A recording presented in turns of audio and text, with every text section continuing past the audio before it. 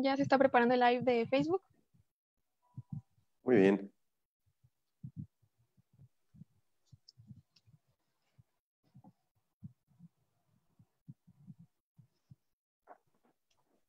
Muy bien, ya estamos en el live de Facebook. Siendo la 1, comenzamos con la presentación. Bienvenidos todos al segundo día de la Semana del Psicólogo 2020 de manera virtual. El día de hoy tendremos 3 interesantes conferencias. Comenzaremos con la conferencia de factores de riesgo en el estado de confinamiento. A las 4 de la tarde tendremos la conferencia revolucionaria, delincuentes y afectadas, impartida por el maestro José Andrés Márquez Frías. Y a las 7 de la noche tendremos el papel de los psicólogos en el emprendimiento, impartida por Joaquín Martínez. Empecemos con la conferencia de factores de riesgo en estado de confinamiento, que es impartida por el doctor Tomás Israel Franco Ramírez. ¿Podrían confirmarme si se ve el flyer, por favor?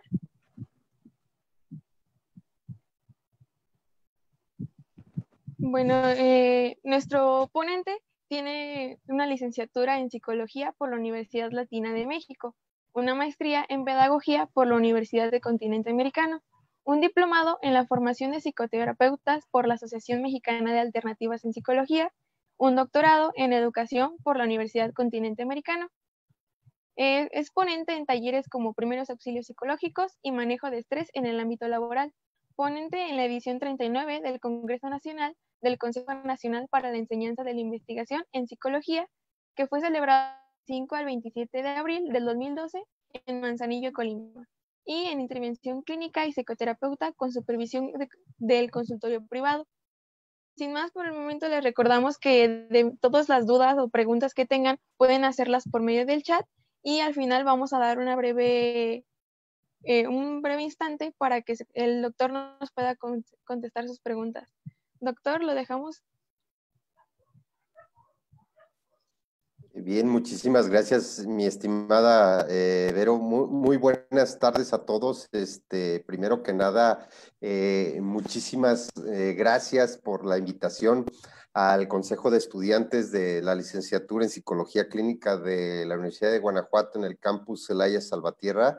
Me honra mucho el que me hayan podido invitar y que me hayan considerado, digo, para este espacio que más que nada busca hacer un ejercicio reflexivo en este asunto de los riesgos que hay en el estado en que nos encontramos actualmente, ¿no? Un tema vivo, un tema que me parece que toca la piel en un punto muy sensible, ¿no? Y bueno, el objetivo finalmente será este ejercicio como de reflexión. En este marco, además de la celebración, un año más de celebración de la psicología como reconocida como una profesión aquí en México, un lugar incipiente, un lugar donde todavía hay mucho por hacer en esta parte del psicólogo. Entonces, también intentaré en lo posible de vertir un poquito o orientar un poquito la reflexión al ejercicio del psicólogo dentro de este asunto de los factores de riesgo en el estado de confinamiento. Entonces, pues sin más, muchísimas gracias y si les parece, vamos a iniciar un poquito este ejercicio reflexivo. Primero, bueno, pues quisiera como aclarar un poquito cuáles serían las pretensiones u objetivos de esta charla, ¿no? Ya lo mencionaba, es un ejercicio que intento hacer más orientado a la reflexión, en donde, bueno, pues esta reflexión intente identificar patrones que son de riesgo en el confinamiento de esta medida sanitaria. Y para ello me voy a basar un poquito en una parte experiencial, en un ejercicio experiencial que quisiera como compartirles, ¿no? Y por otro lado, bueno, el punto número 2 de la reflexión, y esto ya lo anticipaba ahorita, es también un poco reconocer los elementos que de alguna manera nosotros podemos promover en el asunto del estado de salud del confinamiento. Creo que tenemos una deuda pendiente con nuestra sociedad en estos momentos, ¿no? Y no es menor el tema y creo que nos ocupa, nos atañe y sin duda alguna se está respondiendo a ello, ¿no? Entonces, es un poquito girar la reflexión también a esto que ocurre. Y bueno, para ello quisiera primero posturarme teóricamente, ¿no? Plantear un poquito mi postura. Un servidor en su ejercicio, tanto en la parte como docente, como la parte clínica per se, se ha orientado más al trabajo orientado a la parte cognitiva, a la parte constructivista, y bueno, en ese sentido quisiera nada más tener como el siguiente referente, ¿no? Citando a Aaron Beck, uno de los grandes teóricos de la parte cognitiva, nos señala, bueno, pues que la realidad como tal no sería una sola realidad, la realidad es una tendencia subjetiva que es construida, ¿no? A través de múltiples factores, como lo son la parte cognitiva y afectiva, y que estos son reguladores y mediadores de la conducta y del entorno, ¿no? Entonces, esta es la postura en la cual yo me quiero basar finalmente para hacer el ejercicio reflexivo, ¿no? Bueno, en ese sentido creo que queda muy sentada la idea de que el pensamiento construye realidades.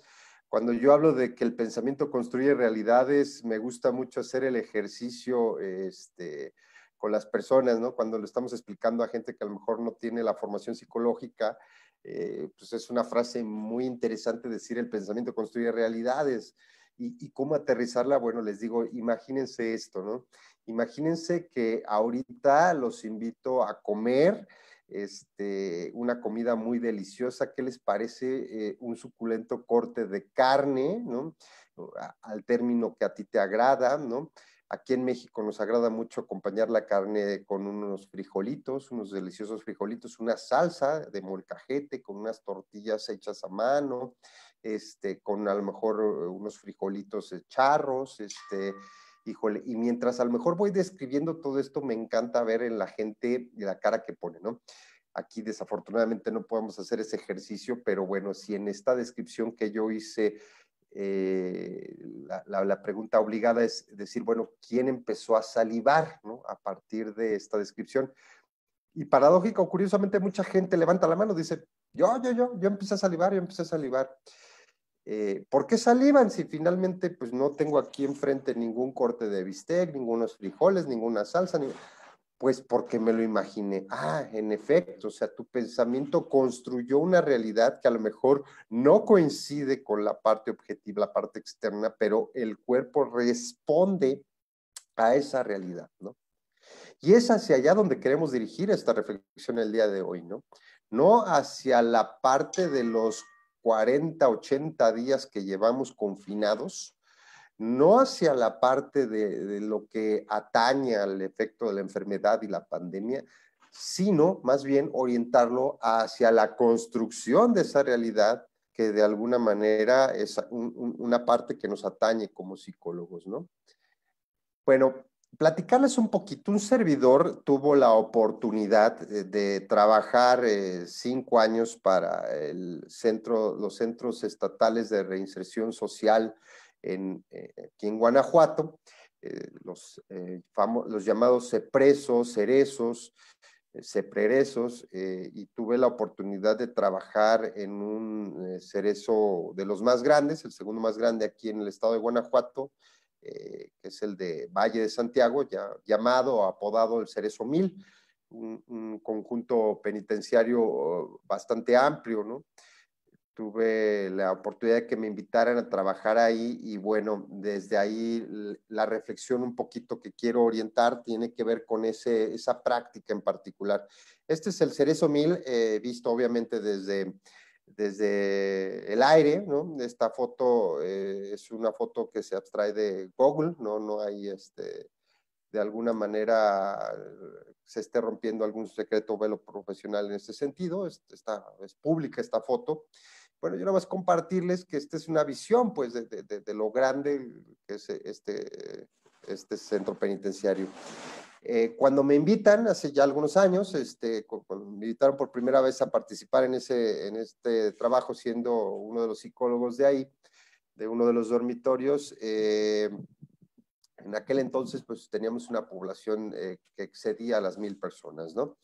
Y había un dormitorio en particular que está en la parte inferior izquierda, que es un dormitorio que se trataba de, o en aquel entonces, de incluir a la parte de las personas que delinquían con delitos graves, que tipificaron como graves en ese entonces, y eran personas que secuestraban, ¿no? Los delitos de secuestro iban directamente a esta parte. Y les dieron un régimen especial, ¿no? Un régimen donde había unas restricciones de interacción, donde estaban confinados en un espacio muy pequeño o reducido de celda en la mayor parte de su tiempo, ¿no? Sí tenían las actividades de reinserción que la ley provee y marca, pero aún así estaban muy restringidas. Es decir, que estaban confinados como tal a esta parte, ¿no? En aquel entonces la población oscilaba en una media de 300 personas que estaban confinadas de esta forma, ¿no? ¿Por qué decirlo? Bueno, porque yo encontré muchos factores y quiero hablar desde la parte etnográfica, ¿no? Cierto es que aquí las medidas del Estado impiden e imposibilitan hacer un tipo de investigación y además poder develarla o publicarla. Sin embargo, hablo desde la parte etnográfica, desde la parte experiencial, que puedo compartirles con respecto a ese confinamiento. Bueno, yo percibía que las personas que ingresaban a esta clase de situación de restricciones empezaban a tener altos conflictos, altas problemáticas en diversas aristas. Entre ellas, enmarco aquí algunas, tenían problemas para asimilar la parte del tiempo. En particular, ese cerezo, las horas se iban como agua, ¿no? Y en realidad, como que comúnmente conocemos como reloj biológico, pues empezamos a ver que se paraba o que se avanzaba y que entonces discordaba con la realidad nuestro reloj biológico. Esto pasaba a las personas que trabajábamos ahí, cuanto más les pasaba a las personas que estaban en este régimen al que les refiero, les menciono. Empezaron a tener problemas para asimilar cuándo era la noche, cuándo era el día, cuándo era la tarde, y eso, bueno, pues generaba o derivaba en múltiples situaciones que hablaré incluso un poquito más a fondo de ellas, ¿no? Eh, un fenómeno que me parece que es replicable en muchos de los centros de reinserción del país y quizás de algunos otros países, es que la proximidad genera irritabilidad y hay protocolos que, bueno, ahorita se podrían citar algunos, uno perfectamente puede meterse a indagar lo que se ha publicado al respecto y nos señala en esta parte, ¿no? Hay un efecto correlacional entre el asunto de emociones de irritabilidad, de hostilidad frente a la situación del confinamiento y de la cercanía y de la proximidad, ¿no? A mayor hacinamiento, mayor grado de vulnerabilidad o irritable se muestran las personas y este es un asunto que también tocaré con un poquito más adelante. Otro punto también que encontré es este asunto grave, muy grave en estos centros de reinserción y más en esta parte de confinamiento especial que les mencionaba, la ruptura de ciclos circadianos, es decir, el conflicto que había para conciliar el sueño en cantidad y en calidad. Y bueno, yo esto lo dirijo a psicólogos que seguramente ya han estudiado del fenómeno, sabrán las implicaciones que tiene romper los ciclos de sueño, ¿no? Se ha estudiado en diversos grupos de índole humano, hay diversos estudios, en ámbitos laborales no se diga, ahorita la norma 035 los tiene vueltos para atrás con las empresas que rolan turnos en este sentido. Y bueno, en el caso de los centros de reinserción es un problema serio el asunto de romper ciclos de sueño. Un problema en particular también de ese dormitorio en el cual me pidieron apoyar era el que no existía como tal una rutina.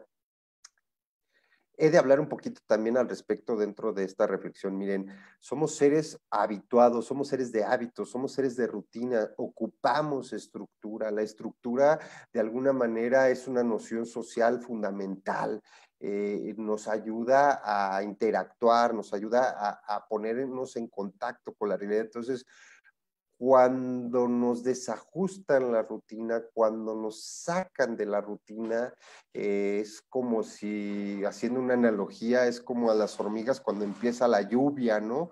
No saben para dónde jalar, no saben para dónde ir, y me parece que ese es un fenómeno replicable y visto, yo se los puedo compartir en los centros de reinserción, sobre todo cuando las personas recién ingresan a un tipo de centro de este tipo. Y bueno, en el marco de la estructura que les menciono, descripción que les menciono de grado de confinamiento de este dormitorio en particular, la falta de rutina hacía estragos dentro de esta población.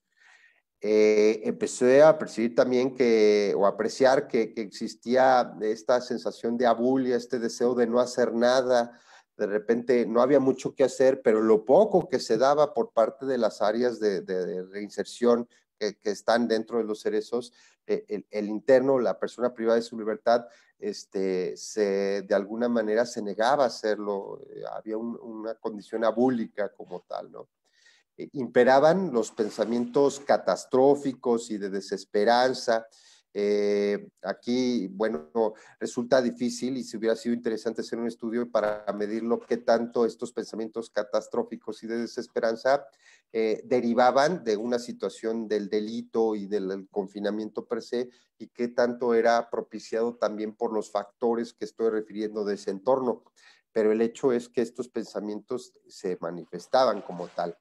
El grado de hipervigilancia, que me parece que es común en los cerezos, pero que es algo muy curioso que ahorita lo mencionaré, analógicamente también se puede estar viviendo, ¿no? Y bueno, esto era una ventana de vulnerabilidad a múltiples afectaciones de todo índole. Y en particular, quizás una de las que probablemente más se puede como de inmediato identificar, y no se necesita ser psicólogo para ello, bueno, pues el estrés, ¿no? El estrés, entendido desde la óptica cognitiva o el marco de referencia que yo de alguna manera describía, como una desproporción, ¿no? Una desproporción que hay entre la capacidad que tiene la persona y el nivel de exigencias del entorno. O puede ser una desproporción entre las necesidades que se tiene y la satisfacción de las mismas. En pocas palabras, como ustedes saben y lo han estudiado seguramente desde las diversas unidades de aprendizaje o materias, el factor etiológico del estrés, pues es esta parte del miedo. Detrás de todo gran estrés hay un núcleo de miedo, ¿no? Y hay un ejercicio de miedo y hay que trabajar con el miedo cuando se habla con estrés, ¿no? Y en ese sentido también oriento un poco la reflexión que pretendo hacer ahorita hacia allá, hacia la parte del miedo, ¿no? Bueno, eso es lo que yo encontraba con los personas privadas de su libertad en mi práctica dentro de este cerezo que les confiero. A mí me hubiera gustado tener de alguna manera el equipo necesario para estudiar los niveles de alguna manera del impulso y saber qué grado de impulso tenían, qué tipo de niveles concebían mis internos, ¿no? Lo que podemos inferir a través de la descripción que he dado y desde la parte de la base fundamental de la neurofisiología, tendría que ser ondas que oscilan entre lo beta y lo gamma, ¿no? Es algo que sería muy interesante poder estudiar, pero aquí lo enmarco, digo, de alguna manera como para tener ese referente. Bien, me fui un poco rápido en esa descripción del cerezo, porque lo que quiero hacer es un ejercicio de comparación, ¿no? Pareciera una metáfora, pareciera una analogía, ¿no? Pero esta situación de quédate en casa, esta situación de confinamiento por una medida sanitaria, que es de alguna manera una restricción para bien común, se nos ha explicado, para trabajar el asunto pandémico, tiene también implicaciones que son análogas a lo que he descrito con la parte de los internos, ¿no? Y es algo que entonces nosotros como psicólogos tendremos que tener un punto de reflexión y tenemos que además también trabajar porque es un momento histórico fundamental, ¿no? No podemos dejarlo inadvertido, ¿no? Hay múltiples peligros en el confinamiento y esto quiero señalarlo, ¿no? Primero, bueno, nos topamos además con que este confinamiento, esta medida, de alguna manera se empata con el cambio de horario aquí en México. En México nos tocó que recién estábamos en esa parte de entrar en medidas de restricción sanitaria. Mediados de marzo, finales de marzo, y nos toca que en abril haya un cambio de horario, ¿no? Además nos toca también un periodo que aquí en México consideramos como periodo de vacaciones, y aquí fue algo bien curioso porque comúnmente la Semana Santa, le llamamos, es una semana destinada a vacacionar. Es de hecho un periodo donde el turismo interno se ve privilegiado. Entonces, de alguna manera, conceptualmente se tenía pensada la Semana Santa como un periodo vacacional, y de repente viene esta restricción a romper el eje fundamental de ese pensamiento y a restringirlo, ¿no? Viene un cambio de horario, viene un trabajo en una modalidad que nos orienta a estar pegados a un aparato durante largos periodos de tiempo que a lo mejor no todos estábamos tan habituados a ello, con sus debidas, además, exigencias o sobreexigencias. Y aquí hay cortes generacionales que habría que revisar, ¿no? Habría generaciones a las cuales se les dificultó más la inclusión. Habrá quienes, bueno, fue como peces en el agua en la adaptabilidad frente al manejo tecnológico, pero el caso es que se volca nuestra rutina, ¿no? Se ve abruptamente interrumpida. Bueno, existen situaciones donde se empieza a romper esta situación de la noción que se tiene de la condición del tiempo, ¿no? He estado un servidor un poquito interesado en ver qué percepción se tiene con respecto a este asunto del confinamiento de parte de la gente, y bueno, lo que he podido indagar es que efectivamente se ha perdido, una parte de la gente ha percibido o ha tenido problemas en el asunto del tiempo, ¿no? O sea, de repente ya no saben si es sábado, si es domingo, ya no saben qué hora del día es, ¿no? O sea, en este sentido, la pérdida del tiempo tiene que ver también con una pérdida de esta estructura de rutina, ¿no? Empezamos a tener una vida un poco más sedentaria, ¿no? Mucho más sedentaria, y el sedentarismo también tiene sus implicaciones en la condición psicológica, ¿no? Muy análogo a la situación de la reclusión en los centros de reinserción social que les refería. Aquí planteo esto del caso de un alumno porque en particular hablaré de un caso que me movió mucho, un alumno que no se podía conectar a los medios virtuales, y bueno, en algún primer momento presupusimos que tenía que ver con un tema de que no había infraestructura tal vez, es decir, no contaba a lo mejor con la tecnología suficiente, o no existían las herramientas como el internet, como para poderse conectar. Logramos contactarnos con él, y resulta ser que ese no era un impedimento, ¿no? No era la tecnología, no era un tema de internet, ni siquiera tampoco un tema de falta de voluntad de quererse conectar. Resulta ser que desde que comenzó este asunto de la restricción de interacción, este asunto de quédate en casa, de la cuarentena y demás, empezó a tener serios, severos problemas en su visión, problemas muy fuertes y acompañados de dolores de cabeza fuertes, ¿no? Tema de salud, saben que ahorita es un tema sensible, es un tema que de alguna manera también mueve muchas cosas, y bueno, en este caso de este alumno no fue el menor el caso, tuvo la oportunidad de asistirse con un médico y empezaron a encontrar que el problema era fuerte y era derivado completamente de una situación de estrés, y que el problema no es menor, ¿no? A la fecha, bueno, el alumno sigue teniendo serios conflictos con respecto a su estado de salud en el asunto de su visión en particular, y lo que se detecta es de una alta intensidad de estrés que se mantiene o se sostiene. El tema del estrés no es menor y podríamos aquí dedicarle, híjole, una buena parte de la plática, que no es el sentido, pero ¿qué podríamos decir? Bueno, la gente está o ha estado tan habituada a sentir estrés, y eso se conoce como eustrés, que de alguna manera esta habituación al estrés hace que se inadviertan o no se tenga como muy claro los peligros o los riesgos de vivir en una tensión constante y mucho menos identificar cuándo se intensifica el estrés y cuándo este empieza a tener o generar problemas mayores. En ese sentido, se ocupa mucho un trabajo, un espacio preventivo de parte del psicólogo, ¿no? Bueno, otro riesgo que me parece que es importante referir son los espacios, ¿no? En la parte del espacio físico. Yo hablaba de los centros de reinserción y este centro de reinserción, el Cerezo 1000, no tiene mucho tiempo, no tiene más de 20 años de haberse construido, entonces son instalaciones relativamente nuevas, con una visión interesante de construcción, no están mal hechas, la verdad es que están muy bien hecho el Cerezo, pero bueno, lo cierto es que aunque no es un cerezo, en aquel entonces no era un cerezo sobrepoblado, sí era un cerezo que de alguna manera en su espacio físico generaba cierto grado de hacinamiento, ¿no?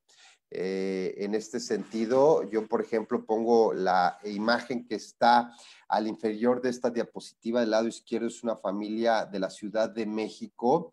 Esta se abstrae de un ejemplo que también se puede abstraer perfectamente de Google, o sea, no hay derechos de autor, es público.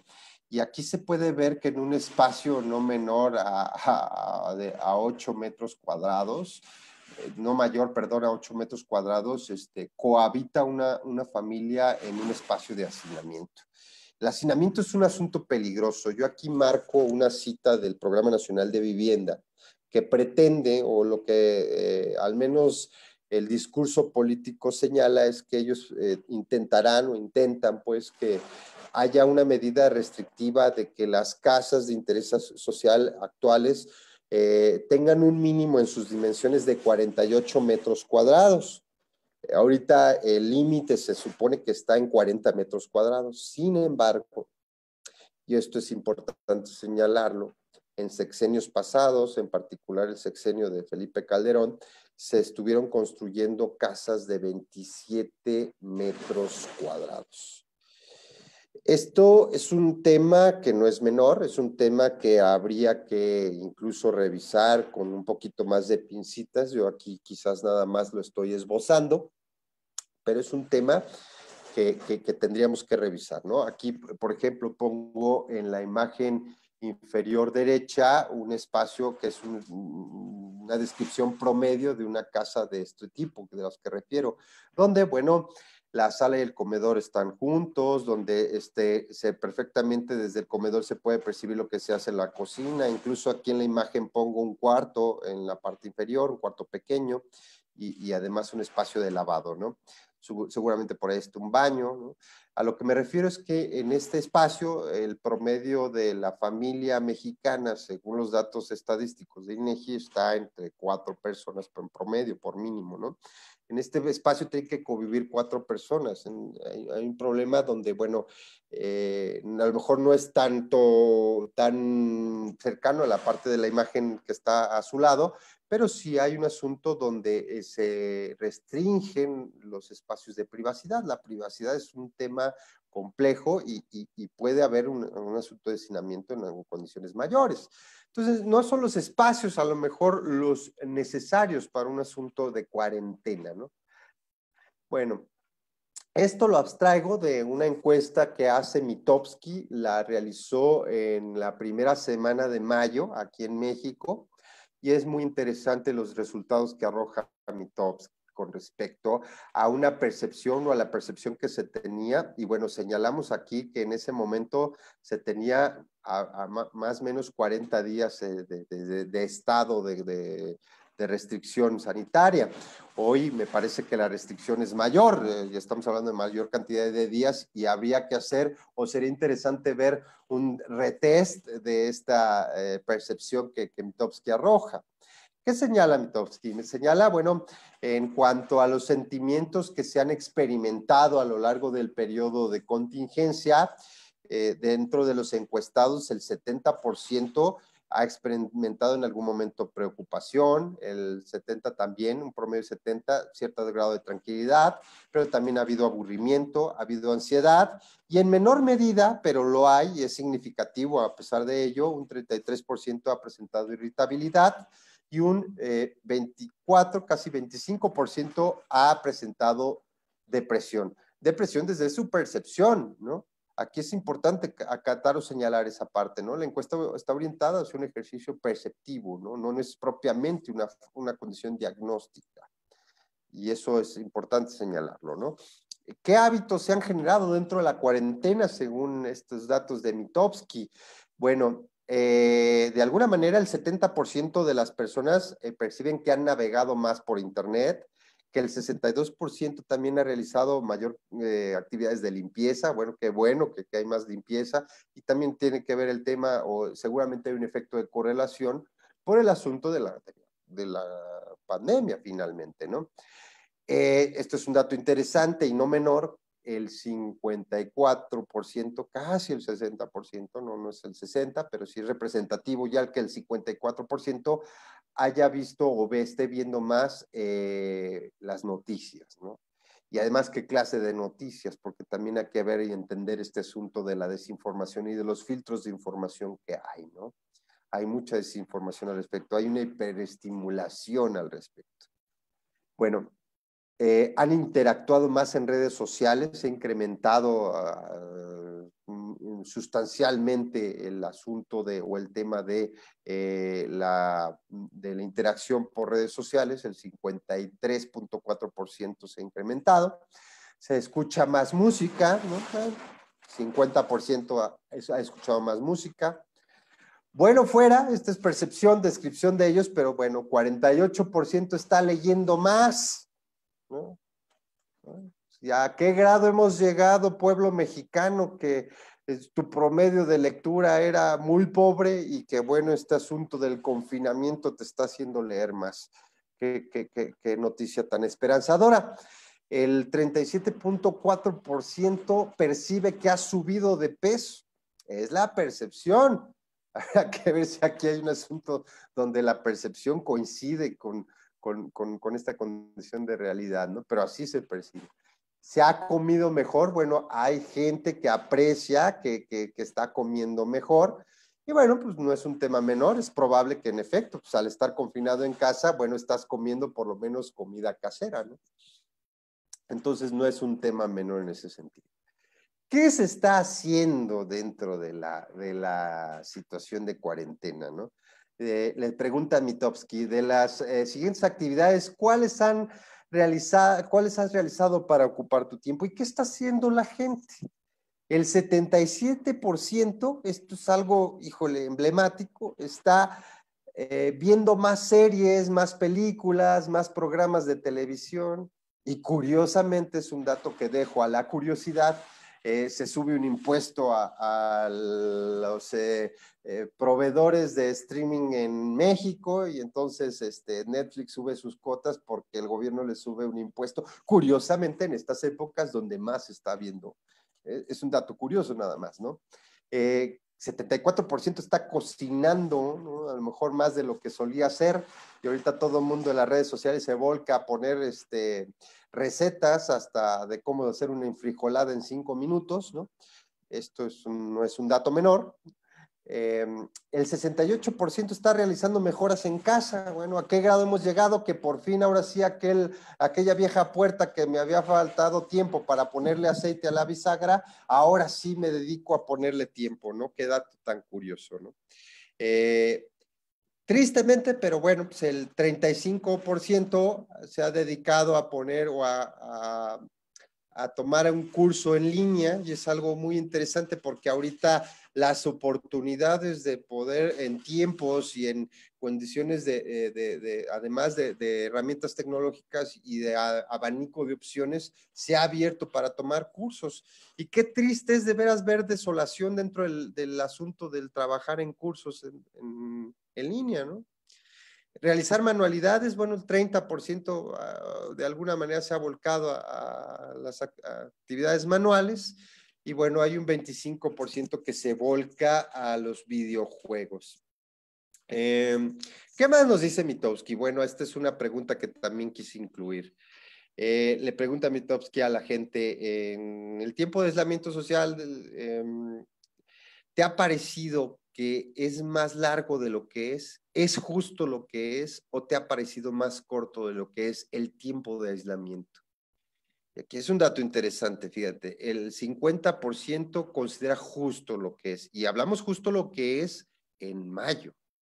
Esta encuesta, vuelvo a repetir, se hace a principios de mayo. Aquí sería interesante esta pregunta, hacerle un retest, ver a estos mismos mexicanos tiempo después, o sea, estamos hablando casi otros 40 días después, en esta ochentena ya, casi, qué porcentaje lo considera todavía justo. Pero en ese momento, el 38% de la gente consideraba que era más largo de lo que en realidad es.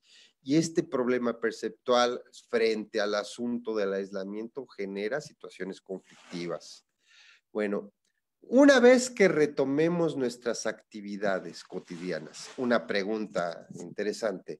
¿Crees que las cosas serán igual que antes o ya no volverán a ser iguales? Una pregunta dicotómica, totalmente dicotómica. Las dicotomías tienen sus complejidades en las evaluaciones estadísticas y tienen sus asegúnes, pero bueno, la pregunta arroja lo siguiente: el 80% de la gente en mayo, a mitad del periodo que llevamos de restricción, consideraba que ya no volvería a ser igual la realidad a partir de este confinamiento. Y este es algo que incluso acompaña todo un eslogan de las nuevas realidades, de la realidad emergente, y hay algo que reflexionar al respecto que es de retomar, ¿no? Bueno, finalmente, ¿qué podemos hacer? ¿Cuáles son los recursos que nosotros como psicólogos debiéramos incluso reflexionar e incluso generar un efecto de promoción? Está en nuestro ADN profesional el tener que meternos en este barco de promover situaciones que de alguna manera aminoren los efectos de este confinamiento, desde la trinchera en la que estemos.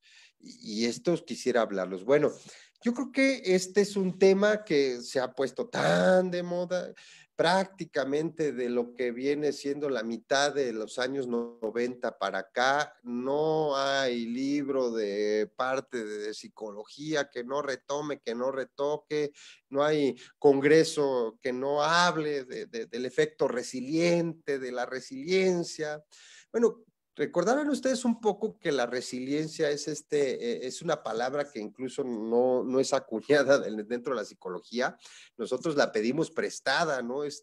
Más bien es una palabra que explica un fenómeno en la física, esta capacidad que tienen los metales para recuperar sus propiedades después de haber sufrido alguna alteración por algún tipo de cambio, ya sea de temperatura y demás, vuelven a su estado original, y eso se conoce como resiliencia en la parte de los metales o en la parte física. Y bueno, nosotros los psicólogos de alguna manera la hacemos análoga, o manejamos este concepto siendo analógico a la parte de la capacidad que tienen las personas para recuperar sus estados anímicos ordinarios frente a una situación de crisis. ¿Qué tendríamos que estar haciendo nosotros? Ser promotores de la resiliencia, ¿no? ¿A través de qué? Bueno, pues de múltiples elementos. Yo desde la parte cognitiva, aquí el comercial desde los cognitivos, tenemos que educar a nuestra sociedad, a ser una sociedad que sea capaz de identificar las distorsiones cognitivas que va generando y aprender a confrontarlas, ¿no? Y esto es una tarea abismal que de alguna manera dentro de los semestres de estudio de la licenciatura con los estudiantes, los docentes hemos tratado de trabajar esta idea, ¿no? igual podríamos profundizar en ella, ¿no? ¿Qué estrategias podemos hacer? Bueno, tenemos que contribuir a que la gente aprenda a hacer equipo, a ayudarse, a tener cadenas sociales, ¿no? Nosotros como psicólogos ahorita tendríamos que estar pensando, la asociación tendría que estar pensando, los de primero, los de segundo, los de octavo, a apoyarse unos a otros, ¿no? Oye, yo he visto que fulana no se ha conectado y prácatelas, así es como rescatas a una persona, ¿no? Hablar de nuestros problemas es importante todavía hoy en nuestros días, después de 40 y tantos años de ejercicio profesional de la psicología en México. Nos falta mucho todavía por tratar de apoyar a nuestra sociedad para que aprenda a hablar de sus problemas, ¿no? A conceptualizar las cosas, a poner en palabras aquello que duele, ¿no? A verbalizar esa distorsión que voy teniendo, ¿no? Y aprender a confrontarla a partir de esa verbalización. Pero si no se habla, en ese sentido creo que hay un papel fundamental del ejercicio del psicólogo, ¿no? Dentro de este confinamiento es importante el establecer rutinas que normalicen el tiempo. Es muy importante que de alguna manera al verte desprovisto de una rutina, ahorita establezcamos rutinas, ¿no? ¿Sabes qué? A los niños, híjole, bueno, pues no van a ir a la escuela física, pero sí van a ir a la escuela virtual y ¿qué creen? Se levantan temprano, desayunan, se bañan, ¿no? Entran a la escuela, limitar los tiempos de trabajo frente a la computadora, ¿no? Concluir el periodo de tiempo, tu descanso, tu ejercicio, establecer un parámetro de rutina que nos ayude otra vez a recuperar ese reloj biológico que tenemos, que recuperemos. Ah, mira, sí son las 12. Ah, mira, sí son las 2. Ah, mira, sí son las 7. Ahorita estuve viendo muchas familias ahorita que con pacientes que ya estaban emulando lo que hacen en Estados Unidos, ¿no? Ya no había comidas, ¿no? Ya no comían, ya lo que hacían era la famosa cena tipo versión norteamericana, ¿no? Los norteamericanos no hacen esta comida muy habitual que tenemos los mexicanos, ellos más bien hacen una cena muy fuerte a la mitad de la tarde.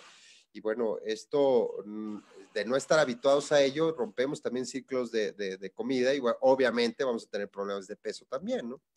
Entonces es importante establecer rutinas. No nos saturemos de actividades, hay que reconocer los límites humanos que tenemos, ¿no? A veces, como un servidor a todos le decimos que sí, oye Tomás, venos a dar una conferencia, sí, ya estamos con los de CIDEC, ahí estamos con los de la Universidad de Guanajuato, con la Latina, y de repente nos saturamos de actividades, ¿no? Hay que aprender a limitar la condición, ¿no? Ahorita hay que darle espacio a todo, hay que darle, y hablaré un poquito también, espacio a la familia, etcétera, ¿no? No nos saturemos de actividades y tener mucho cuidado con la hiperestimulación que hay al respecto.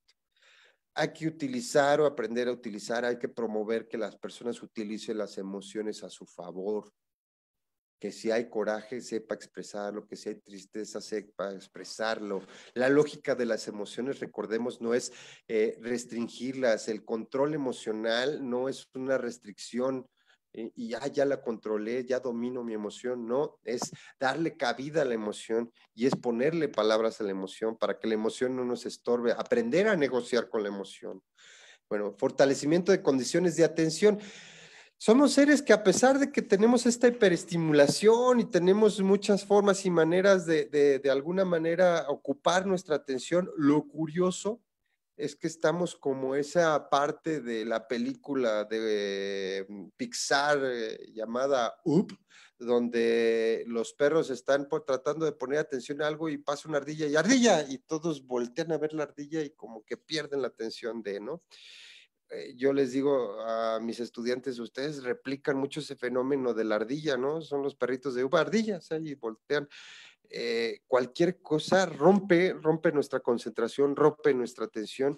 Y bueno, creo yo que dentro de la crisis, dices la IQ, las crisis son oportunidades, creo que también un espacio de oportunidad de crecimiento para fortalecer las condiciones de atención. Tendríamos que estar haciendo ejercicios de lectura, ejercicios de lógica, para favorecer nuestra parte de centrarnos en algo, de tener la atención, ¿no? No hay que dejar de hacer deporte. Esto es imperativo. Y si no lo hacías, hay que empezar a hacerlo. Hay rutinas de ejercicio para hacer en casa, tal vez no sean las más socorridas, las más gustadas, pero bueno, si ya Tomás Franco puso ahí a Bárbara de Regil y ya, ay, como que me sonrió Bárbara y como que yo lo hago porque Bárbara lo hace y ya me sonrió, bueno, pues ya me ayudó, ya me motivó, ya me movió pues a hacer ejercicio. Pues sí es importante activarse, ¿no?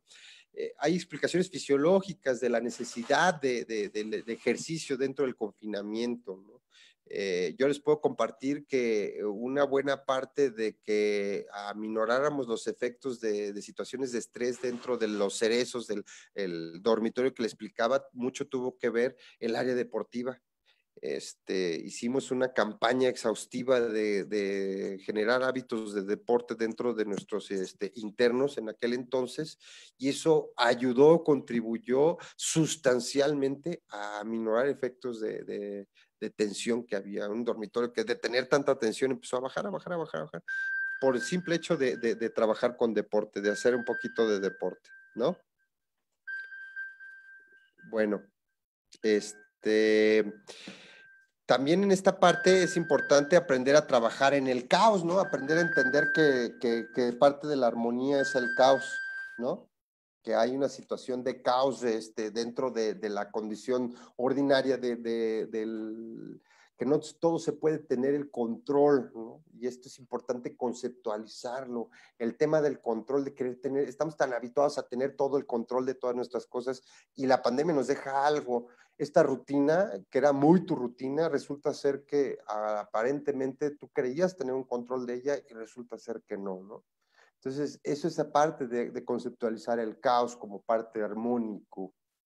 Hay que evaluar las condiciones del miedo, hay que enseñarle a las personas como psicólogos, nosotros tenemos que promover esta parte de apoyar a que evalúen el miedo, porque nos hemos habituado a vivir con miedo, a vivir con estrés, y no sabemos identificar cuándo el estrés está cayendo en situaciones más nocivas de las que en realidad tenemos, ¿no? Entonces, mucho cuidado con esa parte. Y bueno, de alguna manera esa es una tarea pendiente que tenemos.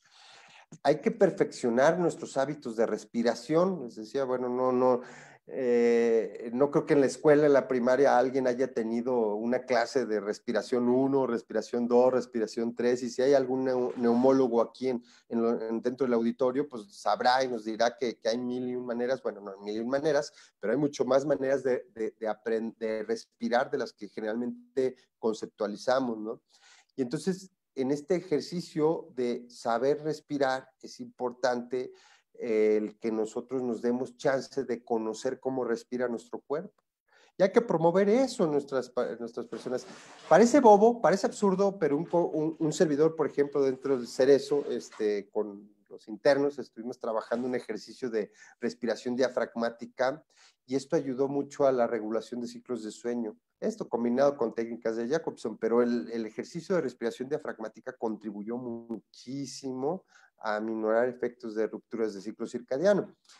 Hay que reír, hay que aprender a reír, hay que saber reír, y bueno, para eso los mexicanos nos pintamos solos y nos hace falta risa en este sentido. Hay que también aprender a relajarnos, a meditar, ¿no? Abrácense si pueden abrazarse. Yo sé que las restricciones del COVID no lo permiten, pero bueno, pues estamos con nuestra familia, aprovechemos la oportunidad. Hay que equilibrar nuestras áreas de vida, ¿no? Ahorita es un momento importante, tal vez es una especie de pausa necesaria como para poder reincorporar cosas y en ese sentido hacer un ajuste de cómo estaba en los tiempos que estaba dando a cada uno y la importancia que tiene que cada cosa tenga su tiempo, ¿no? Fomentar cambios pequeños que de alguna manera ayudan o contribuyen a percibir grandes cambios, ¿no? Empecemos por cosas muy pequeñas y contribuyamos a que nuestra sociedad, las personas comiencen haciendo pequeños cambios dentro de estos estados de rutina, ¿no? Bueno, podemos realizar, creo yo, cosas placenteras por internet. Hoy en día es interesante cómo los museos abrieron sus puertas, cómo las grandes bibliotecas internacionales tienen abiertas sus puertas. Aquí en México las editoriales pusieron a disposición los libros. En fin, hay tantas cosas de forma virtual que revisar. O sea, creo yo que no todos son las redes sociales, no todo es Facebook, no todo es Instagram, TikTok, no creo que hay mucho más que se puede hacer y que también puede generar un beneplácito o placer, ¿no? Y además que deje algo en términos culturales, ¿no? Hay que evitar pensamientos y anticipaciones catastróficas. Lo cierto es que efectivamente puede haber no un panorama muy aliciente, lo cierto es que es inminente una situación de recesión económica internacional y hay múltiples factores que alimentarían estos pensamientos catastróficos. Pero bueno, hay que evitar por lo menos darles de comer, ¿no? Si ya tengo a la bestia, ¿para qué le doy de comer de más, no? O sea, y en ese sentido, la restricción y aprender a confrontar estos pensamientos que son de orden catastrófico, ¿no? Ya casi vamos cerrando, ¿eh? Creo yo que ahorita es un espacio para estar en constante formación. No hay conocimiento que estorbe. Yo a la fecha no conozco algo que me estorbe. Ay, aprendí esto y ¿qué crees? Me estorba, ¿no? Me aprendí un poco de latín y me estorba este conocimiento. No sé qué hacer con él, ¿no? Ni tampoco conocimiento que duela de alguna manera, ¿no? Cuando sabes incorporar. Entonces, en ese sentido, creo que es un buen espacio, momento para seguirse formando, ¿no? Hay que alentar actividades recreativas. Yo les puedo compartir aquí en la casa, mi familia descubrió o redescubrió el significado del turista y ahorita están fascinados con el turista y el dominó cubano, ¿no? Como una actividad recreativa, pero bueno, pues está padre, está nuclea y de alguna manera anima a la interacción con la familia. Reconquistar es un momento también para reenamorarse y reencontrarse con lo que uno hace, ¿no? Esto lo hablo a lo mejor para personas que estaban pasando o atravesando por momentos donde había cierto desgaste laboral. Bueno, pues es un buen momento para resignificar las cosas, para resignificar nuestra labor, para resignificar lo que hacemos. Como psicólogos también tenemos una parte en ese sentido, ¿no? Revalorar y reenamorarnos de nuestra carrera.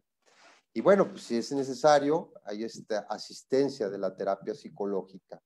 Yo me encantaría, de veras en serio, creo que sería un hombre millonario si pudiera hacer un medicamento como este, ¿no? O sea, yo creo que, bueno, pues sería mucho más, tendría más dinero que cualquier otro millonario en el top 10 en el Forbes, ¿no? Pero no, bueno, no existe este medicamento, pero tal vez yo combino mucho a esto, ¿no? Lo más cercano a este medicamento puede ser para combatir el estrés. Plantearse una pregunta, ponerse frente al espejo como lo hacía y aprender a confrontarse uno mismo con una pregunta que a lo mejor es la pregunta que en el idioma español se puede hacer como la más corta, empleando la menor cantidad de letras, ¿no? ¿Cuál será la pregunta que se puede hacer uno con la menor cantidad de letras? Bueno, pues muy sencillo, ¿no? La pregunta más pequeña que se puede hacer es, ¿y? Oye, es que si no entrego el trabajo ahorita, ¿y? Ah, pues ¿cómo que y? Me van a reprobar, Tomás. ¿Y? Ah, pues es que... ¿y?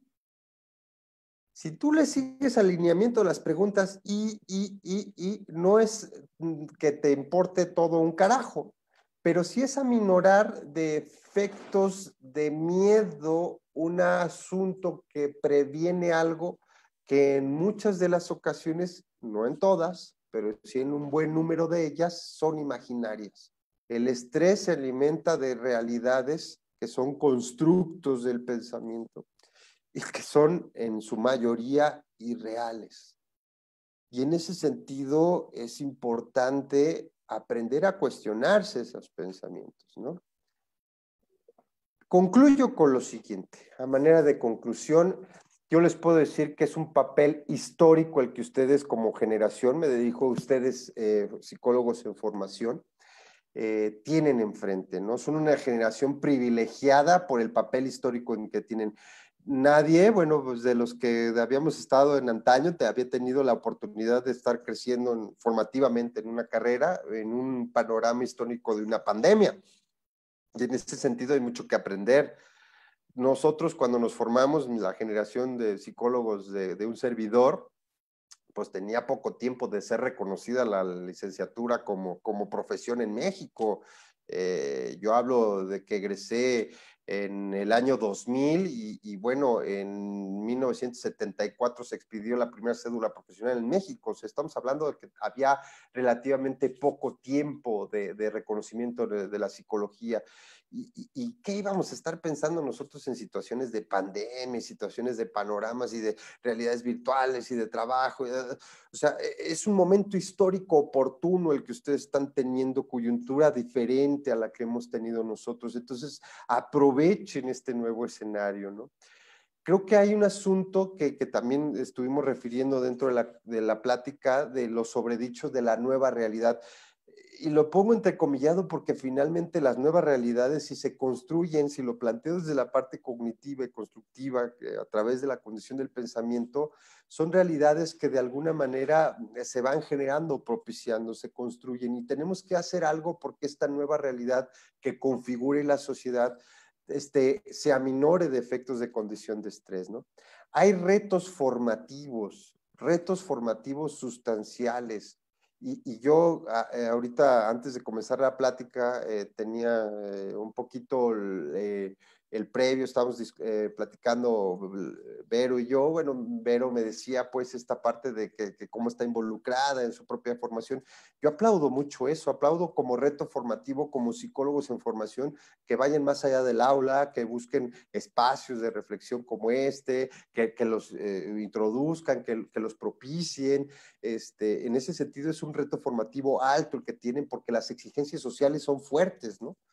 Hay un compromiso social. La sociedad les está pidiendo ahorita, a ver, hay muchos psicólogos, a ver, los quiero ahorita trabajando, ¿no? Los quiero trabajando ahorita que se ocupa. Cierto es que para fines de los planes de salud a nivel nacional está en prioridad el asunto de aminorar los efectos de un COVID, pero no es un tema menor el asunto de salud mental por el confinamiento, ¿no? Y en ese sentido hay un compromiso social del psicólogo. Y por último, y no menos importante, creo que todo esto que estoy refiriendo genera un rol diferente del psicólogo. Y entonces tenemos que posicionarnos es el reto que tenemos, posicionarnos en un rol diferente como psicólogos, frente al compromiso social que tenemos. Bueno, de mi parte sería todo. Yo agradecerles por este espacio que de alguna manera me permitieron, muy propio mi estilo, a la editorial Tomás. Espero de alguna manera haya contribuido un poquito a este ejercicio de reflexión que de alguna manera yo pretendía hacer con ustedes. Y bueno, al parecer hay un espacio como de preguntas, me parece que lo va a dirigir, si mal no recuerdo, Vero, supongo será la moderadora o me pongo a las órdenes aquí del consejo. Sí, vamos a hacer un espacio de preguntas para que nos ayude. La primera pregunta es pregunta Kevin Lona. ¿Cuál es el proceso cognitivo que se ve con un mayor desarrollo actual en el contexto? Perdón, se pixeló, un poquito no escuché, Vero, la pregunta, discúlpame. Pregunta Kevin Lona. ¿Cuál es el proceso cognitivo que se ve con un mayor desarrollo en el actual confinamiento? El desarrollo cognitivo que se ve en el confinamiento. La palabra desarrollo no la comprendo muy bien en la pregunta.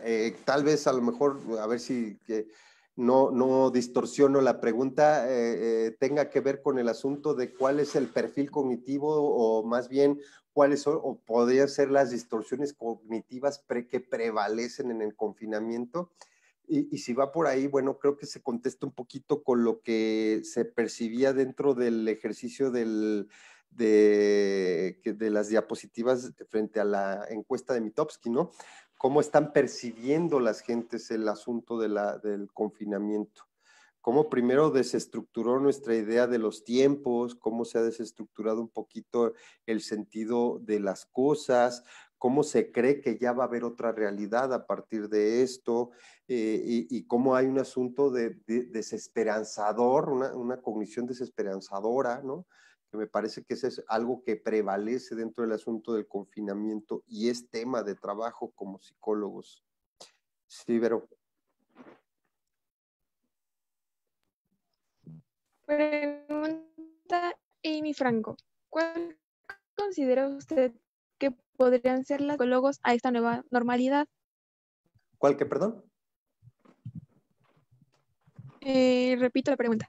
Sí. ¿Cuáles serían las dificultades que usted considera que nos enfrentaríamos durante la praxis como psicólogos a esta nueva normalidad? Yo creo que una importante es que como a muchos nos toma en faltos de formación en esto, ¿no? Me parece que no nos habían capacitado o habilitado para trabajar de estas formas o de estas maneras, ¿no?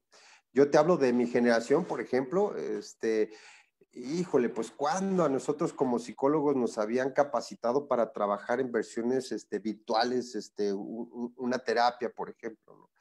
Y no sé si en ese sentido, por ejemplo, ustedes que se están formando como psicólogos habían tenido la oportunidad de trabajar en concreto en una versión virtual con un paciente, las implicaciones que tiene, si existe o no algún elemento de referencia teórica con respecto a cómo trabajar de manera virtual. Pues poco hay, poco trabajo hay. Un servidor tuvo la oportunidad de hacer un diplomado en psicoterapia con AMAPSI, y bueno, AMAPSI ya en aquel entonces, estamos hablando del 2009, 2010, ya empezaba medio a trabajar en escenarios virtuales, pero la verdad es que era como incipiente el trabajo. Hoy en día, bueno, pues a todos nos agarra 20 para las 12 en este sentido, y es un reto, ¿no? Entonces, en primera instancia, creo yo que la parte formativa nos agarra con un poco de faltos de formación, y en ese sentido, pues es el reto que les planteaba, ¿no? Que hace falta formación, pues formemos, ¿no? Investiguemos, ¿no? Ahorita yo creo que es importante, imperativo que todos estemos investigando en esta parte, ¿eh? Sí se activaron protocolos de investigación, un servidor incluso, si me permites hacer el comercial, junto con la doctora Isaura estamos haciendo una investigación de cómo se percibe o cómo los alumnos o los estudiantes universitarios están percibiendo el confinamiento y el trabajo dentro de las formas virtuales en el ejercicio de educar. Y esta parte es interesante, ya tendré oportunidad en otro momento, si quieren, de compartir un poquito esta percepción virtual que se tiene, esta percepción que se tiene del trabajo virtual, ¿no? Saludos a Amy. La siguiente pregunta es de Fer SSL. Finalizando esta etapa de la cuarentena, ¿es posible que la salud mental tome mayor prioridad en la sociedad? Es probable, en efecto, y esto tiene que ver con la último elemento que pretendía fuera reflexión en la conclusión.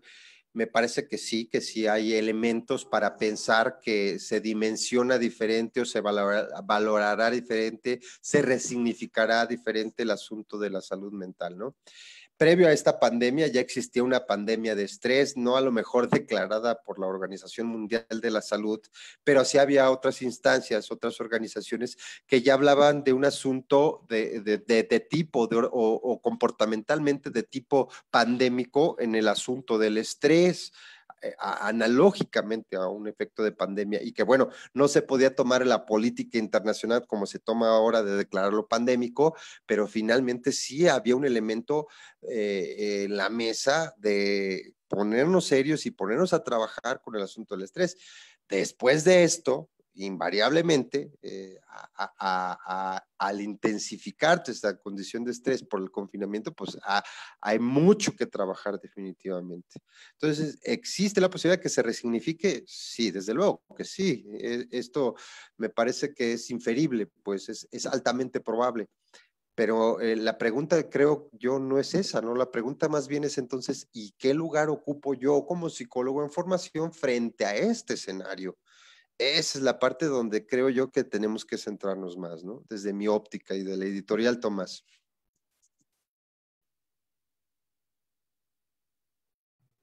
Pregunta Isa Ledesma. ¿Qué considera que ha sido o será la peor consecuencia que atraerá esta pandemia y confinamiento para la práctica profesional en el área de la salud?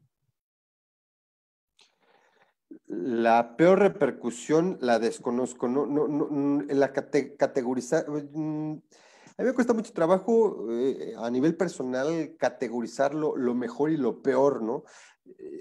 ¿qué puede generar mayores dificultades o qué podría tener a lo mejor muchas más dificultades en su forma de normalizarse pensando en resiliencia? Compleja pregunta, muy compleja pregunta, ¿eh?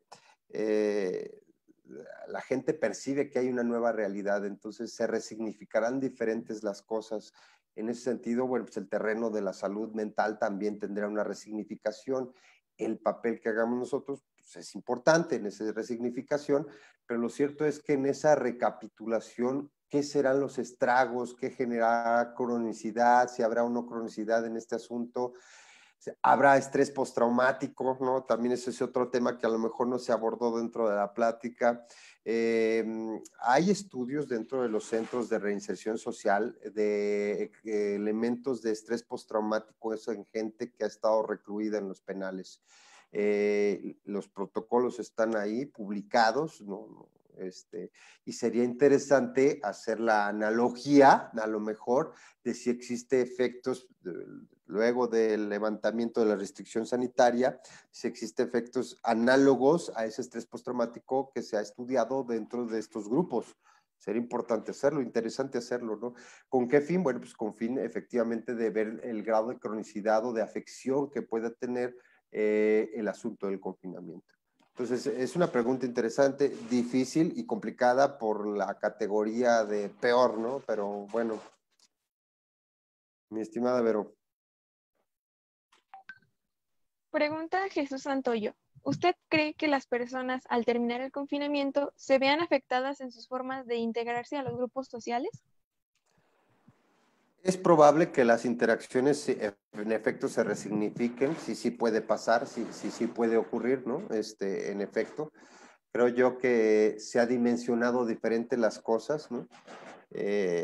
Y habría que ver de qué manera ahora se configure, ¿no? No sé si peor, no sé si mejor, pero en efecto, o sea, nos ha mostrado este asunto de confinarnos de esta manera otras formas de interacción y se ha revalorado, resignificado algunas cosas. Otras, pues es probable que se instauren a una normalidad de cómo se venían manejando.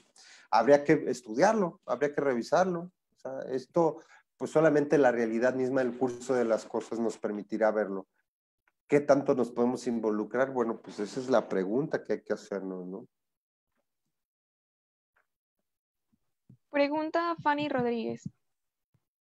¿Usted cree que después del aislamiento la gente comience a presentar una especie de estrés postraumático? Es probable, no es algo que incluso pueda yo afirmar, pero hay estudios que han hecho, vuelvo a insistir, en grupos análogos, como han sido los grupos que se han recluido e internado en un cerezo, y hay cierto grado de resultados, ¿no? Hay gente más propensa o vulnerable a generar situaciones de estrés, hay condiciones, factores que también inciden. Acuérdense que esta parte es multifactorial y entonces no podemos hablar de un solo factor, ¿no? No podemos decir que exclusivamente el confinamiento como tal es un efecto causal para la situación de un estrés postraumático. Esto sería muy aventurado, pero hay posibilidades, las hay, sí las hay, desde luego, y es incluso un fenómeno que exhorto a ustedes a indagar o a investigar, ¿no? Ya les decía, están en un momento histórico, entonces ustedes como psicólogos en formación pues no pueden dejar inadvertido el estudio de un fenómeno del estrés postraumático, ¿no? Y seguramente habrá muchas investigaciones al respecto, seguro que sí. Pregunta Carla Callejas. ¿Qué consejo le daría a las personas que están desmotivadas y que no tienen nada de disposición de realizar estas estrategias que expone para minorar los efectos del confinamiento? ¿Cómo se puede empezar? Híjole, es una pregunta preciosa, ¿eh? Mira, porque ahorita mientras lo mencionabas, recordé, incluso se los dije ahorita en la presentación, en la población en algún momento, la población penitenciaria hablo, se presentaba abúlica, ¿no? La abulia es muy peculiar o muy característica de fines de confinamiento o reclusión dentro de un periodo largo de tiempo. Hay un momento donde la gente ya no quiere hacer nada, ¿no? Ahorita mismo platicaba con mis hijos, ya también están en una fase entre abúlica y no, y es complicado entonces inyectar ánimo cuando no se tiene ganas de hacer nada, ¿no? Esta es mi propia editorial, ¿no? Preguntaban a manera de consejo, entonces quiero pensar que más bien preguntan en el asunto personal cómo poderlo trabajar. Yo a nivel personal aquí pensaría más bien en estas técnicas, pues no es tanto técnicas, pero sí es más bien el espíritu, la esencia de lo que Víctor Frank quería hacer o decir con respecto a el hombre en busca de su sentido, ¿no?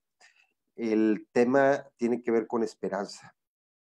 En el fondo, y este es sin asuntos de caer en situaciones como meramente un discurso humanista, pero en ocasiones el ejercicio psicológico también es un poco inyectar esperanza en las personas, ¿no?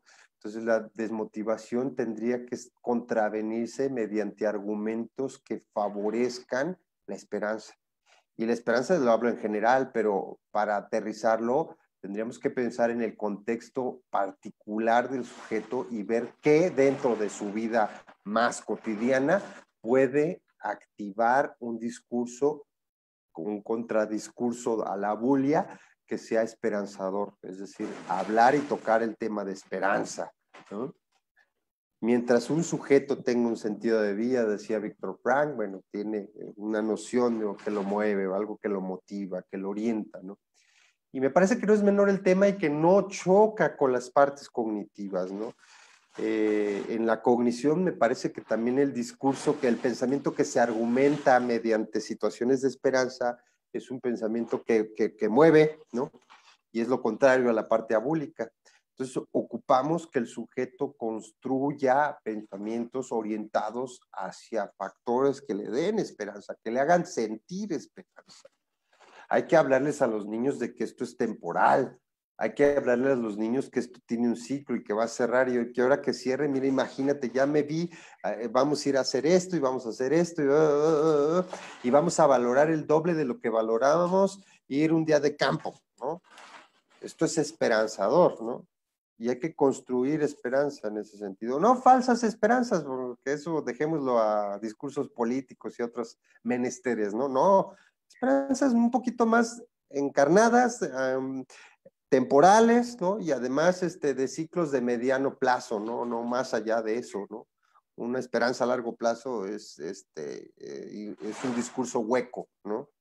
Esto funcionaba, yo se los puedo decir, con los internos, ¿no? Trabajar un poquito el asunto de la esperanza con ellos, ¿no?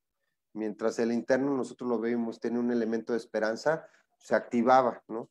¿Cuándo dejaron de activarse? Cuando ya no había esperanza, ¿no? Cuando no, pues ya para qué, licenciado, ya para qué le hago si finalmente pues tengo pues una sentencia de tanto tiempo, finalmente pues no voy a salir de aquí, finalmente ya mi vida no tiene sentido, ¿no?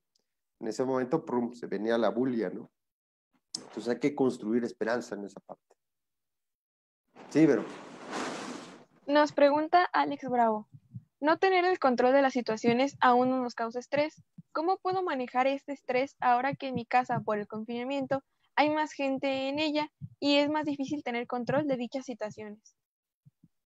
tema complicado, ¿no? O sea, algo que nos está dando como cachetada de aprendizaje esta realidad de confinamiento es precisamente esta reflexión que hace en esta pregunta su compañero, el saber o entender que no puedo tener el control de todo. Me parece que esa es una lección confrontadora que da la vida en diversas modalidades, en diversas maneras. Somos seres que socialmente nos educan a pensar, y es una distorsión cognitiva, que el éxito tiene que ver con el control. En la medida que más controles cosas, más éxito vas a tener. O una persona que se desenvuelve de una mejor manera y tiene reconocimiento es aquella que controla la mayor cantidad de las cosas. Y de repente, cuando esto se contraviene con la realidad, resulta ser que el control es una falacia. Resulta ser que incluso es muy difícil hablar de un control de tus propias emociones. Entonces, ¿cómo controlar la emoción del otro? ¿Cómo controlar lo que el otro pueda pensar? Entender la otredad a partir de entender que no tengo el control, eso es algo que es interesante y que la realidad contribuye a ello. Entonces, ¿Cómo hacerlo? Hay que reconceptualizar el tema de control. Creo que para contestar esta pregunta en lo concreto, hay que aprender a entender que el control no se puede tener, ¿no? Y hay que cohabitar con la idea de que hay cosas que no puedo controlar, ¿no? Que escapan a mi control. Yo quisiera, ¿qué más quisiera? Les digo a mis alumnos, poder controlar este asunto de evaluarlos de otra manera, pero los tengo que evaluar, ¿no? Porque así lo pide, pues, la norma, ¿no? Pero más allá de la calificación cuantitativa, a mí me interesa más la aporte de valoración cualitativa que yo pueda hacer, la apreciación que tengo en parte la forma experiencial. Y en ese sentido, pues no escapa, no está ni a mi control ni al control de ellos, ¿no? Ni tampoco el grado de significación que pueda tener una clase para con ellos. Aprender el control, a entender que no se tiene el control de las cosas es algo muy complejo, mucho, muy complejo. Hay quien le toma toda la vida, ¿no? Y hay quienes, bueno, pues todavía ni siquiera lo terminamos de dominar, ¿no? Yo no puedo considerarme experto a niveles personales de entender esa idea, pero es una idea que me parece que ahorita, precisamente en el confinamiento, está al por mayor la tendencia a asimilarla, ¿no? A apropiarse de una idea de este tipo. Y eso sí podría construir una realidad diferente, ¿no? Yo, después de la pandemia, entendí que no todo está en mi control. Y la necesidad de tener la necesidad compulsiva de tener el control es risible, es absurda, ¿no? Pregunta Víctor Hugo Zavala. ¿Cree que ahora eso podría comenzar como un boom? ¿Es posible que haya una evolución en los grupos sociales ya conocidos? ¿O podríamos decir que hay una edad en que se encuentre más Pues eso parece un discurso esperanzador, el que incluso lo describa o lo califique como un boom, ¿no? O sea, pues es esperanzador, no podemos vaticinar o predecir, sería aventurado predecir exactamente hacia dónde se dirigirá. Me encanta a mí también ver discursos, por ejemplo, donde se habla de que es un reset de la humanidad y que cada 100 años hay una pandemia que no resetea al mundo y que es un momento para que la humanidad resignifique y que vea cómo le estamos dando en la torre al mundo y ojalá, ¿no? Es un discurso esperanzador, no lo aminoro, ¿no? Al contrario, me parece un buen deseo y me parece que es algo promovible también desde diversas esferas. Y vuelvo a lo mismo, el psicólogo tendría que ser alguien que se sube a ese barco de ser un promotor de nuevos estilos de vida, definitivamente, ¿no? Entonces, si yo me convenzo a mí de que esta es una manera para poderlo hacer, adelante, ¿no? Bienvenido seas entonces. Nos pregunta Jonathan Carixto. Usted menciona características de las familias mexicanas, ejemplo, la vivienda. ¿Qué recomendaciones o aspectos se podrían resaltar teniendo en cuenta estas características de la población? Fíjate que, bueno, aprovecho la pregunta porque creo que faltó referirlo en la plática. Hace falta psicólogos que estén también trabajados en la esfera política, ¿no? Esos discursos donde desde la parte administrativa, desde un escritorio, se habla de la pertinencia de incrementar el mínimo de espacio físico requerido para la construcción de una vivienda, debiera estar en esa mesa un psicólogo. Y no lo está. O sea, hay aquí la necesidad de la inserción de la profesión en espacios políticos, en espacios donde se discute esa clase de cosas, ¿no?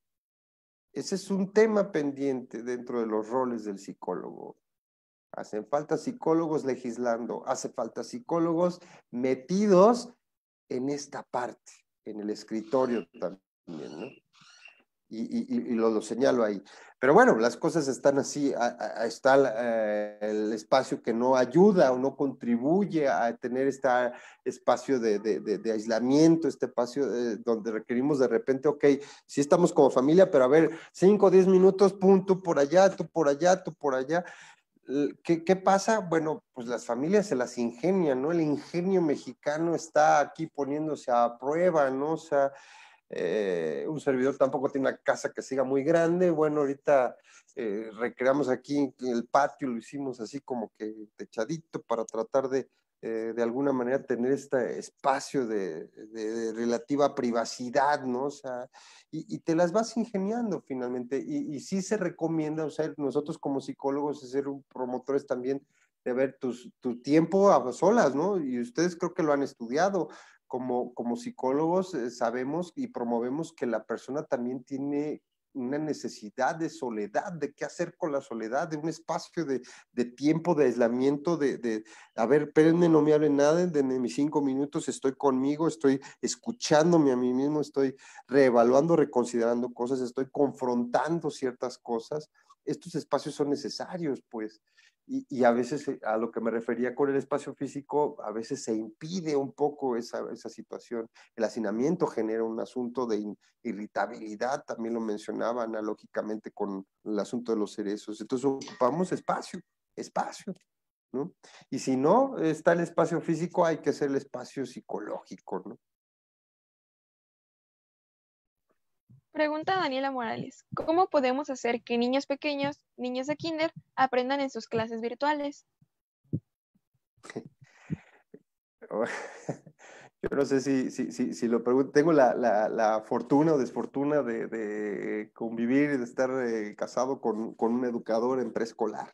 Y precisamente esta pregunta que me hace es una tarea que tengo a bien ser testigo de primera mano de la labor titánica y el esfuerzo que hacen las educadoras, en general todos los docentes, a todo mi gremio lo reconozco y les doy un fuerte abrazo a todos mis amigos docentes, y bueno, ahorita en particular sobre la pregunta con las educadoras, ¿no?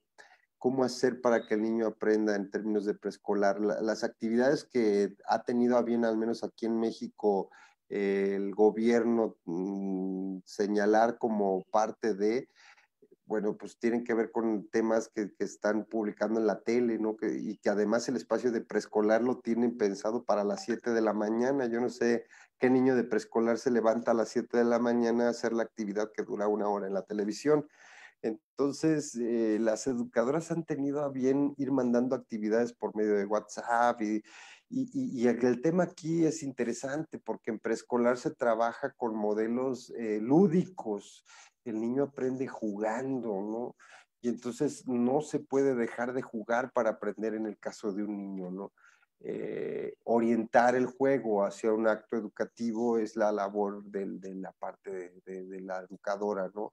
Y además es un modelo precioso el que tienen las educadoras porque es lo más cercano que hay.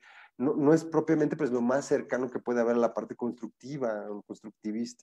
Y en ese sentido, que el niño aprenda jugando es importante. Entonces, ¿qué se puede hacer? Pues hay que hacer que nuestros niños jueguen, pero un juego dirigido, un juego orientado a descubrir, ¿no? Eh, por ahí hay varios canales que yo podría incluso recomendar para no extenderme en la pregunta, canales que se están haciendo, que las educadoras en este sentido están innovando y están haciendo canales o ejercicios que me parecen hasta más de más amplio contenido que lo que publica la propia federación, orientados a eso, a que el juego sea un juego de descubrimiento, ¿no? En ese sentido me parece que podemos echar mano de eso, ¿no? Acuérdense que el contenido de preescolar no sugiere, no obliga a que el niño salga leyendo y escribiendo, que esa es otra mala idea y concepción de la educación preescolar, ¿no? El ambiente ciertamente es alfabetizador y se acerca al niño a las letras, pero no es la labor sustancial de la educación preescolar. Tiene mucho más funciones de mayor importancia a mi ver, desde mi perspectiva y mi óptica personal. Entonces, para no alargar la pregunta, sí recomendaría eso. Nuestra última pregunta sería de Missy Hagen. ¿Cree que sería bueno que la psicología diseñara estrategias para atender asuntos de salud mental a través de medios electrónicos, así como también un protocolo para atender las mismas en un escenario de otra posible pandemia? Desde luego, creo que aquí uno de los tantos retos es de alguna manera, ya se tocó el tema, ya se llegó a esto, puede o no gustar a las convencionalidades, puede o no gustar a la ortodoxia, puede ser o no incluso un tema que sea discusión para si llega a sustituir o no las formas o modelos presenciales. Esos son temas pendientes, pero lo que sí es un hecho es que ya llegó el ejercicio de la actividad virtual y que entonces se tiene que instaurar protocolos, se tiene que arropar de un cuerpo teórico, no se puede solamente jalar como una práctica normal, ¿no? Perenne y a donde nos lleve, no, tiene que tener una sinergia con la parte teórica y para ello tiene que haber investigación entonces y tiene que haber gente que se dedica o que se meta a través de evidencias a demostrarnos o denotar una serie de caminos o lineamientos que faciliten el ejercicio, ¿no? Si no, vamos a caer en un asunto de charlatanería, si no, también vamos a caer en un asunto de buenas intenciones, o ya no quiero abrir un poco más la boca porque entonces voy a caer en críticas que también pueden generar aquí discusiones de otra índole, pero lo ideal efectivamente será que se dedique tiempo a hacer ciencia del ejercicio, la práctica virtual.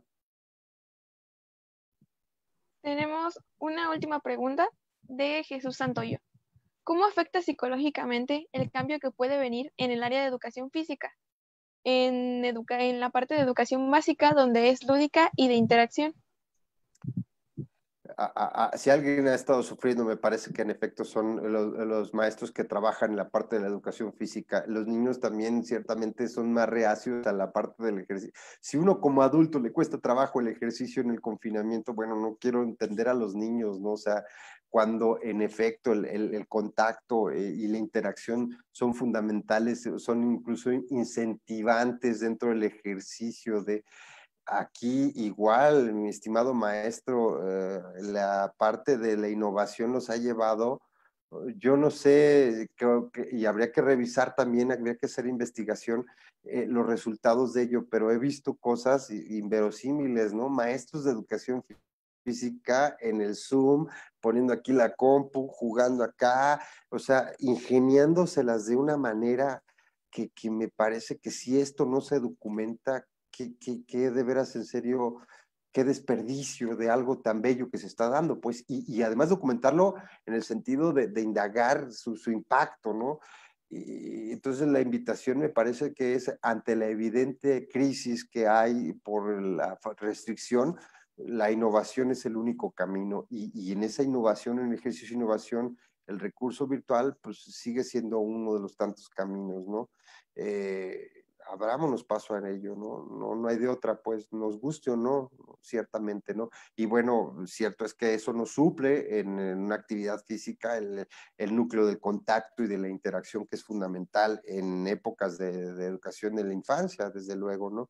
Pero bueno, lo cierto es que este ejercicio innovador podría ser una especie de paliativo temporal, ¿no? Y vuelvo a insistir, viene el discurso esperanzador, ¿no? Con los niños hay que trabajar esa parte de la temporalidad que tienen las cosas. Muchísimas gracias por responder nuestras preguntas, profesor. A continuación, a EPSIC le hará la entrega de un reconocimiento. La Asociación de Estudiantes de Psicología Clínica otorga la presente constancia al doctor Tomás Israel Franco Ramírez por su destacada participación impartiendo la ponencia titulada Factores de riesgo en estado de confinamiento en la Semana del Psicólogo Virtual de la EPSIC llevada a cabo del 18 al 22 de mayo. Muchísimas gracias, de veras, Vero, gracias a todos, gracias a la asociación, les agradezco mucho su invitación y les sigo invitando a seguir en este interés que tienen por su formación, los felicito y a todos los psicólogos en general, felicidades, felicidades por tan bella profesión en su ejercicio, muchas gracias. Muchas gracias, profesor. Invitamos a todos nuestros compañeros y público general a seguir en nuestras transmisiones. A las 4 p.m. tenemos una conferencia llamada Revolucionarias, Delincuentes y afectadas, impartida por el maestro José Andrés Márquez Frías, y a las 7 tenemos una conferencia sobre el papel de los psicólogos en el emprendimiento, impartida por Joaquín Martínez. Le agradecemos mucho a todo, profesor. Recordamos también que todas nuestras conferencias se van a quedar grabadas y van a poder verlas cuantas veces gusten. Muchísimas gracias.